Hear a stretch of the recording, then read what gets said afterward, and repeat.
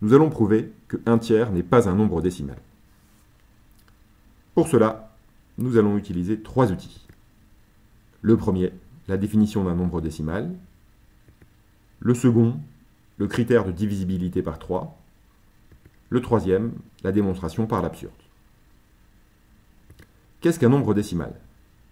Un nombre décimal, c'est un nombre qui s'écrit un entier relatif sur une puissance de 10. C'est-à-dire qu'il s'écrit a sur 10 puissance n, où a c'est un entier relatif et n c'est un entier naturel.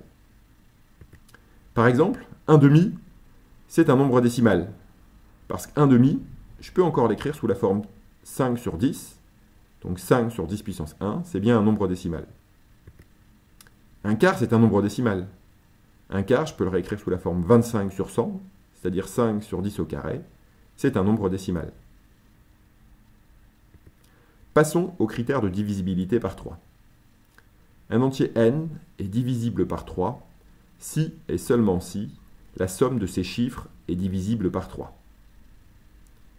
Voyons comment ce critère fonctionne sur 2 exemples. 147 est divisible par 3. Parce que si je fais la somme des chiffres de 147, je fais 1 plus 4 plus 7, ça fait 12, et 12 est divisible par 3. 238, lui, n'est pas divisible par 3. Parce que si je fais la somme des chiffres de 238, 2 plus 3 plus 8, ça fait 13. 13 n'est pas divisible par 3, donc 238 n'est pas divisible par 3. Passons maintenant au principe d'une démonstration par l'absurde. Une démonstration par l'absurde consiste à supposer le contraire de ce que l'on veut démontrer. Ici, nous voulons démontrer que 1 tiers n'est pas un nombre décimal.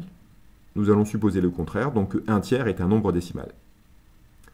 On va ensuite faire un raisonnement en utilisant cette propriété, déduire certaines conséquences de tout cela. Et le but, c'est d'arriver à une contradiction. Et une contradiction, ça n'existe pas en mathématiques. Il n'y a pas de contradiction mathématique. C'est donc que l'hypothèse qu'on avait faite au départ, elle est fausse.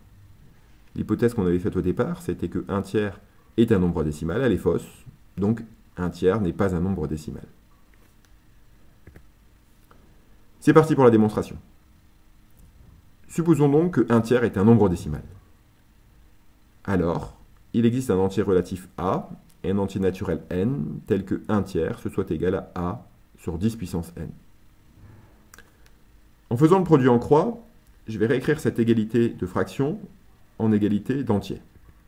C'est-à-dire que je vais écrire que 10 puissance n égale 3a. Donc 10 puissance n, c'est 3 fois un nombre entier. Donc 10 puissance n, c'est un multiple de 3. Autrement dit, 10 puissance n est divisible par 3. Oui, mais maintenant, je vais étudier la divisibilité de 10 puissance n par 3 en utilisant le critère de divisibilité par 3. Donc je vais calculer la somme des chiffres de 10 puissance n.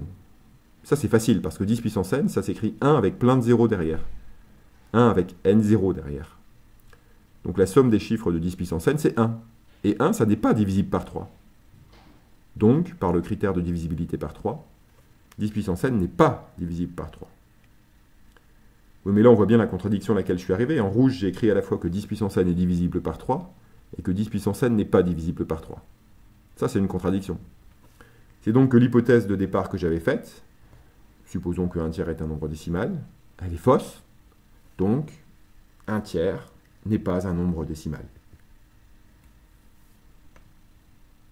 Magique, non?